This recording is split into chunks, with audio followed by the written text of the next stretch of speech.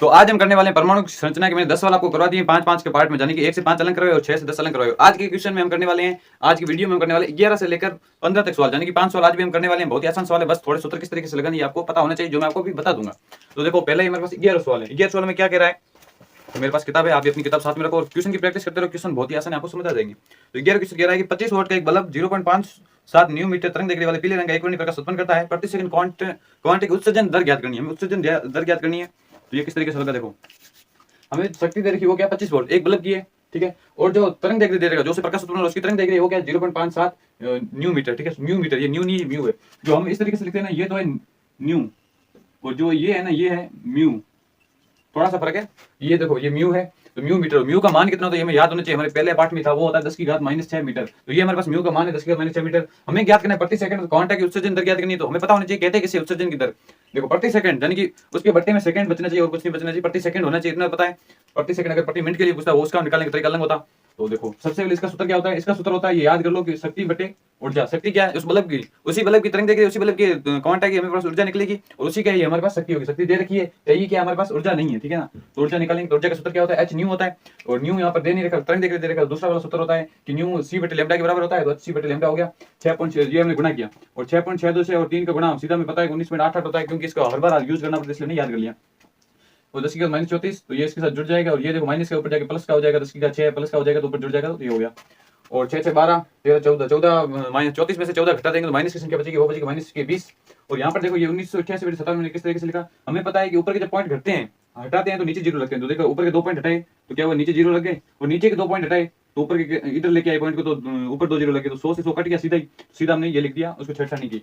अब इसको सोल्व करेंगे, तो सोल्व मैंने किया है ना, ये इस बार मैंने ना आपको बता भी दिया है कि सोल्व किस तरीके से हुआ है। अब कई बार क्या होता है बच्चों को ये प्रॉब्लम आती है कि भाग कैसे गया, ये कैसे डिफिकल्ट है थोड़ा, तो मैंने उसके लिए आपको यहाँ पर देखो भाग करके दिखा दिया है कि इसका भाग कितनी लग जाएगा। इससे आगे सोल्व करने की जरूरत नहीं है, क्योंकि हमें पॉइंट के बाद 2 संख्या लेनी होती है। तो मैंने पॉइंट के बाद सिर्फ 2 संख्या ली है, उसके आगे सोल्व नहीं किया, और आपको भी इसके आगे सोल्व नहीं करना है, सिर्फ 2 संख्या लेनी है, ताकि वरना आप उलझ जाओगे, आगे गुणा हार्ड आएगी।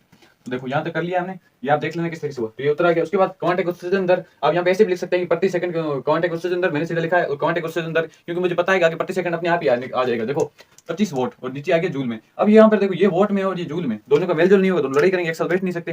तो इसे क्या करना है, इसको भी जूल में बदलना पड़ेगा, ठीक है। तो जूल में किस तरीके से बदलेंगे, देखो हमारे पास पावर यानी कि शक्ति का जो सूत्र होता है वो क्या होता है, कार्य करने की दर होती है, यानी W बटे T, W को क्या कहते हैं जूल, और T समय को किससे दर्शा सकते हैं, सेकंड से। तो ये क्या हो गया जूल बटे सेकंड, यानी कि सेकंड जूल सेकंड इनवर्स ही हो गया। तो देखो यहाँ पर हमने वोट को हटा के लिख दिया है जूल सेकंड इनवर्स ये रहा, और 10 की घात सॉरी यहाँ पर -19 होगा, तो ये 10 की घात -19 था, ऊपर चला गया, तो ये क्या हो जाएगा 10 की घात प्लस की 19 हो जाएगा, ठीक है। ये 10 की घात प्लस की 19 हो गया।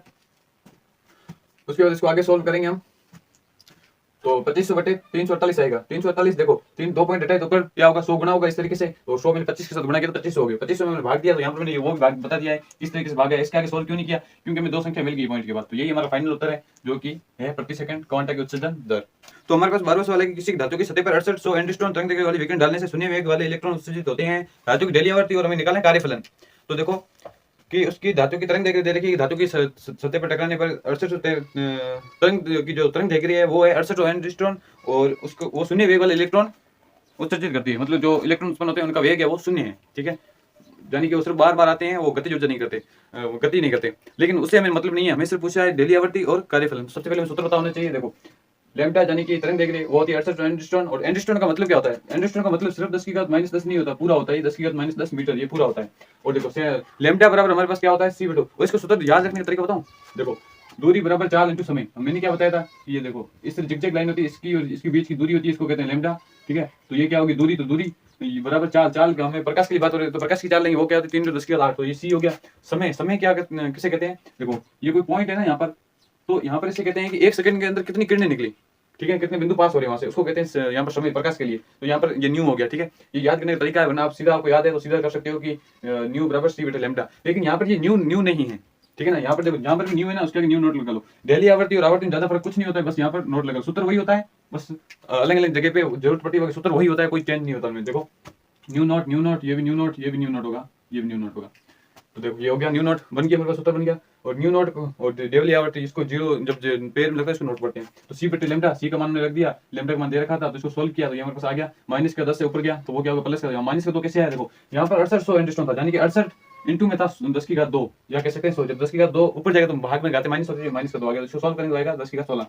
अब 3/68 का भाग देना तो मुश्किल होगा, तो इसको हम बनाते हैं 300। तो 300 यहाँ पर मैंने आपको बता दिया कि ये भाग किस तरीके से दिया मैंने। तो देखो ये मैंने भाग दिया, पहले 2 का भाग दिया, फिर वापस 2 का भाग दिया दोनों तरफ, फिर 17 बचा, ऊपर बचा 75, 75 में 17 भाग आसान नहीं है देना, तो मैंने ये उत्तर आया। तो ये उत्तर आ गया। उसके बाद कार्यफलन होता है वो होता है h इंटू न्यू नोट। तो न्यू नोट क्या है हमारे पास, न्यू नोट का मान तो हमने निकाल लिया ऑलरेडी। तो h का मान रखा पहले 6.6 इंटू 10 के माइनस 24 जूल सेकंड। और जूल अगर ये देखो कार्यफलन हमें पता है जूल में आएगा, तो देखो सेकंड, ये सेकंड कट जाएगा तो बचेगा क्या, जूल ही बचेगा। ये सेकंड है, सेकंड इनवर्स है, तो ये इनको गुणा किया हमने। तो देखो गुणा भी करना है ना, तो वो भी मैंने यहाँ पर लिख के बता दिया है कि ये गुणा किस तरीके से हुआ है। देखो मैंने इस तरीके से सॉल्व करके बता दिया, तो ये उत्तर आ गया हमारे पास, इतना आसान था। और यहाँ पर देखो इस पॉइंट को मैं इधर लेके जा रहा हूँ, तो यहाँ पर मैंने आपको तरीका बता दिया कि 10 को ऊपर गुणा करो, 10 को एक नीचे करो, जितने पॉइंट आगे लेके जाना है उतना, यानी 1 पॉइंट आगे लेके जाना है तो 10 को करो, 2 पॉइंट लेके जाना है 100 को करो। अब यहाँ पर देखो कौन सा 10 खर्च होगा, ऊपर वाला करेंगे तो पॉइंट इधर आ जाएगा, हमें पॉइंट को उधर लेके जाना है, तो ये वाला 10 खर्च हो जाएगा, ये 10 की घात 1 है यानी कि बच जाएगा, तो 10 की घात 1 20 में से माइनस हो जाएगा, तो 10 की घात माइनस 20 बचेगा, ये हमारा उत्तर है। तो सवाल हमारे पास है कि जब हाइड्रोजन परमाणु के n बराबर 4 ऊर्जा स्तर से दूसरे ऊर्जा स्तर में इलेक्ट्रॉन जाता है तो किस तरंग दैर्घ्य का प्रकाश उत्पन्न होगा। देखो यहाँ पर हमें तरंग दैर्घ्य की संख्या नहीं पूछी है कि कितनी तरंग दैर्घ्य उत्पन्न होगी, तो हमें पूछा है किस तरंग दैर्घ्य, मतलब तरंग दैर्घ्य की माप बतानी हमें, मतलब उसकी माप बतानी कि इतनी तरंग दैर्घ्य होगी जाने की, ठीक है। तो देखो सबसे पहले हमें पता होना चाहिए एक सूत्र है, वो सूत्र क्या है कि ये देखो ये है तरंग दैर्घ्य की संख्या और यहाँ पर है तरंग दैर्घ्य। जो तरंग दैर्घ्य की संख्या होती है वो तरंग दैर्घ्य के व्युत्क्रमानुपाती होती है, यानी कि 1 बटे लैम्डा, और इसका सूत्र होता है r z स्क्वायर कोष्टक 1 बटे n1 स्क्वायर माइनस 1 बटे n2 स्क्वायर, ठीक है। ये सूत्र होता है हमारे पास। इसमें जो z होता है ये परमाणु क्रमांक होता है, यानी हम किसी भी तत्व के निकाल सकते हैं। यहाँ पर हाइड्रोजन का पूछा है तो यहाँ पर z बराबर 1 हो जाएगा। देखो n1 उसे कहते हैं जिसमें जा रहा है, जैसे यहाँ पर क्या है कि 4 से 2 में जा रहा है ना, तो 2 में जा रहा है तो यहाँ पर n1 2 हो जाएगा, और जिससे जा रहा है यानी कि 4 हो गया यहाँ पर, तो 4 हो गया। तो देखो तरंग दैर्घ्य की संख्या है तो हमने यहाँ पर सूत्र लिख दिया, और r का मान होता है 1.09678 इंटू 1, z की जगह 1 आ गया, ठीक है, क्योंकि परमाणु क्रमांक हाइड्रोजन का 1 होता है। यहाँ पर देखो ये आएगा, जो ये अगर आप मान रखोगे तो आपका उत्तर आएगा सेंटीमीटर में आएगा। अगर इसकी जगह मान ये रखो 1.09 इंटू 10 की घात 7, तो जो आपका उत्तर आएगा वो आएगा मीटर में, ठीक है। तो मैंने यहाँ पर पहले सेंटीमीटर किया, बाद में उसको मीटर में बदला। तो देखो सूत्र इसको निकालेंगे, तो यहाँ पर देखो एक n1 स्क्वायर, तो देखो यहाँ पर क्या था, n1 की क्या था 2 था, तो 2 का स्क्वायर क्या होता है 4, तो यहाँ पर 4 लिख दिया, और 4 का स्क्वायर क्या होता है 16, तो यहाँ पर n2 की जगह 16 लिख दिया। अब इसको सॉल्व करेंगे तो लघुत्तम देखो यहाँ पर मैंने सारी संख्या लिख दी जो चीजें हमारे उपयोगी थी। यहाँ पर लघुत्तम जी देखो 2 3 4 8 8 16, यहाँ पर 16 लघुत्तम है, इसको सॉल्व किया तो ये आंसर आ गया। उसके बाद देखो यहाँ पर हमें एक सूत्र में यही पता है कि संख्या होती है वो तरंग लैम्डा के व्युत्क्रमानुपाती होती है, और हमें यहाँ पर क्या चाहिए, यहाँ पर संख्या आ चुकी है, ये जो आई ये संख्या है, जो ये संख्या आई है ना। अब हमें यहाँ पर चाहिए क्या, यहाँ पर हमें चाहिए लैम्डा कुछ चाहिए, लैम्डा कुछ चाहिए, तो इसके व्युत्क्रमानुपाती होता है, तो इसको इसके बट्टा में भेज दो, 1 के बट्टा में इसको भेजा, तो यहाँ पर देखो ये इसके बट्टा में, ये बट्टा के बट्टा में, तो यहाँ पर भी 1 बट्टा होगा, तो यानी कि बार बार वाले को गुणा अंदर अंदर वाले गुणा, तो 16 ऊपर चला जाएगा, और 3 को इससे गुणा किया तो आएगा 329, 3 2 9 0 3 4, ये आंसर आ गया। उसके बाद देखो 16, तो यहाँ पर जो ये जो आंसर है ना ये सेंटीमीटर में, ठीक है, लेकिन हमें आंसर चाहिए किसमें, मीटर में चाहिए। वैसे आप सेंटीमीटर में कर सकते हो, उसको दिक्कत नहीं, लेकिन हम मीटर में करते हैं, ज्यादातर हमारे क्या है आंसर मीटर में देते हैं, इसलिए मीटर में करते हैं। तो सेंटीमीटर को मीटर में बदलेंगे तो देखो 100 सेंटीमीटर बना के क्या बनते हैं 1 मीटर, तो 1 सेंटीमीटर क्या होगा 1/100, और हमें इसको बदलना किसमें, मीटर में बदलना है, तो यानी कि भाग देना पड़ेगा 100 का, तो 100 का भाग दे दिया, और 329 सॉरी यहाँ पर तब 3,29,034 था, तो इसको हम बदलेंगे तो देखो यहाँ पर पॉइंट लगेंगे, तो इधर कितनी संख्या है 3 2 5, तो 10 की घात 5 लगा दिया। यहाँ पर देखो ये 10 की घात 2, ये 10 की घात 5 है, तो कुल कितने हो गए 10 की घात 7, और ये ऊपर जाएगा 10 की घात माइनस का हो जाएगा, तो देखो ये माइनस की जुड़ के हो जाएंगे 10 की घात माइनस 7। इसको हम भाग करेंगे तो यहाँ पर मैंने भाग भी करके दिखा दिया है, 1600 बटे 329, इसका भाग आप कर लेना, थोड़ा आप भी कर लो, तो इसको भाग करेंगे तो आएगा 4.86, इसका आगे भी आता है लेकिन हम यहाँ तक ही करेंगे। उसके बाद 10 की घात -7 मीटर। अब देखो 10 की घात -7 मीटर आप यहाँ पर भी छोड़ सकते हो, लेकिन फिर भी आप यहाँ पर सोचो कि यहाँ पर देखो 10 की घात 7 है, इसको अगर 2 बढ़ा दें तो हमारे पास 10 की घात -9 हो जाएगा, और 10 की घात -9 को हम क्या कहते हैं, नैनोमीटर कहते हैं, ठीक है। तो 4.86 इसको हम इधर लेके आएंगे, तो देखो सिंपल सा तरीका, 2 पॉइंट लेके आ रहे हैं, ऊपर 100 से गुणा करो, नीचे 100 से गुणा करो। यहाँ पर कौन सा 100 खर्च होगा, ऊपर वाला नीचे वाला, तो ऊपर वाला खर्च हो जाएगा, नीचे क्या बचेगा 10 की घात 2, तो ऊपर जाएगा ये क्या हो जाएगा 10 की घात -2 हो जाएगा, और -2 और -7 जोड़ के क्या हो जाएगा -9, तो ये हमारा फाइनल उत्तर आएगा नैनोमीटर। नैनो का मतलब होता है 10 की घात -9। तो चौथा क्वेश्चन है कि यदि इलेक्ट्रॉन n बराबर 5 कक्षक में उपस्थित हो तो हाइड्रोजन परमाणु के आयनन के लिए कितनी ऊर्जा आवश्यक होगी। अपने उत्तर की तुलना हाइड्रोजन परमाणु के लिए आयनन एंथैल्पी से की, जो आयनन एंथैल्पी किसे कहते हैं, n बराबर 5 कक्षक n बराबर 1 कक्षक से इलेक्ट्रॉन को निकालने के लिए जितनी ऊर्जा आवश्यक होती है उसको कहते हैं आयनन एंथैल्पी, और n बराबर 5 कक्षक की ऊर्जा निकालनी और उससे हमें तुलना करनी। तो सबसे पहले हमारे पास एक सूत्र होता है, उसको याद रख लेना कि nवें कक्षक से इलेक्ट्रॉन निकालने की ऊर्जा होती है ना, कि nवें कक्षक से इलेक्ट्रॉन निकालने की ऊर्जा, उसका सूत्र होता है एनर्जी बराबर -2.18 10 की घात -18 बराबर z स्क्वायर बटे n स्क्वायर। हाइड्रोजन के लिए होगा वो होगा 1 बटे n स्क्वायर, क्योंकि Z बराबर 1 है तो 1 स्क्वायर 1 ही होता है। दूसरी तत्व का भी इस तरीके से निकाल सकते हैं, ये हमारे पास आ गया। और हाइड्रोजन परमाणु में Z बराबर 1 हो गया। n बराबर 5 रखने पर तो सबसे पहले हम n बराबर 5 रखेंगे, उसके लिए निकालेंगे इलेक्ट्रॉन की ऊर्जा से तुलना कीजिए।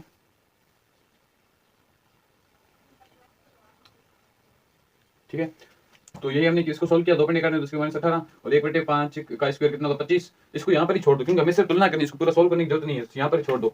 और आयन के लिए n बराबर 5 कक्षक से इलेक्ट्रॉन निकलेगा, उसके आयन के लिए जो ऊर्जा आवश्यक होगी वो क्या होगा, उसका सूत्र क्या होता है, वो होता है डेल, यहाँ पर लिख देता हूँ, डेल E बराबर E इनडेफिनेट यानी कि अनंत माइनस E n, यानी कि जो n बराबर 5 है तो यहाँ पर 5 रख दिया, तो E बराबर 5 की ऊर्जा हमने निकाल ली है माइनस, तो देखो ये माइनस माइनस मिलकर क्या हो जाएगा प्लस के, यहाँ पर ऊर्जा जो आई ये प्लस की है।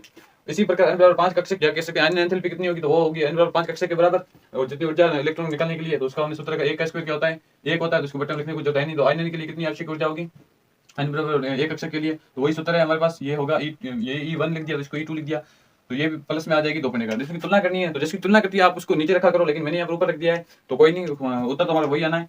देखो इसको हमने रखा, इसके मान रखे, तो ये इसको रखा, इसके बट्टे के अंदर ये है, इसके बट्टे के अंदर भी 1 होगा, तो ये बार बार वाले को गुणा हो जाएगा, अंदर अंदर वाले को गुणा हो जाएगा, तो 1/25 आएगा। तो इसको हम 2 तरीकों से लिख सकते हैं। पहला तरीका क्या है कि हाइड्रोजन परमाणु के लिए इसकी तुलना करनी थी, तो तुलना करके बताना है कि क्या हुआ। तो हाइड्रोजन परमाणु के लिए n बराबर 5 कक्षक से इलेक्ट्रॉन निकालने के लिए आवश्यक ऊर्जा है वो आयनियन एंथैल्पी के 25 हिस्से के बराबर है। या दूसरा तरीका क्या है कि आयनियन एंथैल्पी इलेक्ट्रॉन को n बराबर 5 कक्षक से निकालने के लिए आवश्यक ऊर्जा का 25 गुना है। जो आयनियन एंथैल्पी है वो इलेक्ट्रॉन को n बराबर 5 कक्षक से निकालेंगे तो उसका 25 गुना है।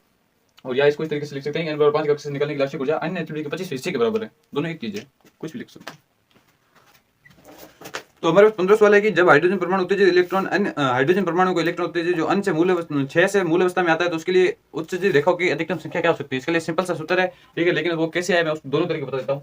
कि हाइड्रोजन परमाणु को उत्तेजित इलेक्ट्रॉन है वो n बराबर 6 कक्षक में आता है, 6 से मूल अवस्था में आता है। मूल अवस्था क्या होती है, 0 नहीं होती, 1 होती है, n बराबर 1 होती है, वही होती है इसकी मूल अवस्था, ठीक है। तो उत्तेजित रेखाओं की अधिकतम संख्या इसका सिंपल सा सूत्र है n कोष्टक n-1/2। तो देखो n की जगह क्या 6, 6 में से 1 गया तो बचा 5, और 6 और इंटू 5 किया तो क्या हुआ 30, और 30 में 2 का भाग दोगे तो क्या बचेगा 15 बचेगा, ठीक है। अब ये देखो ये तो सिंपल सा सूत्र का आंसर आ गया, लेकिन ये क्वेश्चन पूछ क्या रहा है ये मैं आपको बता देता हूँ। वो 6 से हमें पता है वो 6 से निकलेगा और जाएगा किसमें 1 में, लेकिन हमें ये थोड़ी पता है कि वो 6 से सीधा 1 में जाएगा। हो सकता है वो पहले 5 में जाए, या हो सकता है वो पहले 4 में जाए, या हो सकता है 3 में जाए, या 2 में जाए, या 1 में जाए। इसलिए क्वेश्चन पूछा है अधिकतम संख्या क्या हो सकती है, ठीक है ना, अधिकतम संख्या क्या हो सकती है ये पूछा है, ये नहीं पूछा कि क्या होगी। तो अधिकतम संख्या इसलिए पूछा है क्योंकि हमें पता नहीं वो किस में जाएगा। मान लो अगर वो 5 में गया 6 से सीधा, तो जरूर थोड़ी वो 5 से सीधा 1 में जाए, हो सकता है पहले वो 4 में जाए, या हो ये भी हो सकता है कि 4 में ना जाए 3 में जाए, या हो सकता है 3 में नहीं जाए 2 में जाए, इसमें इस तरीके से होता है। और यहाँ पर आप टर्न देखोगे ना तो यहाँ पर देखो 1 1 माइनस हो रहा है, यहाँ पर अगर 5 है तो यहाँ पर 4 है, यहाँ पर 3 है, यहाँ 2 है, यहाँ पर 1 है, 1 1 माइनस हो रहा है। और ये देखो 5 4 9 9 1 10 2 15, तो ये 3 2 15 होगी, तो ये आंसर इस तरीके से निकलता है।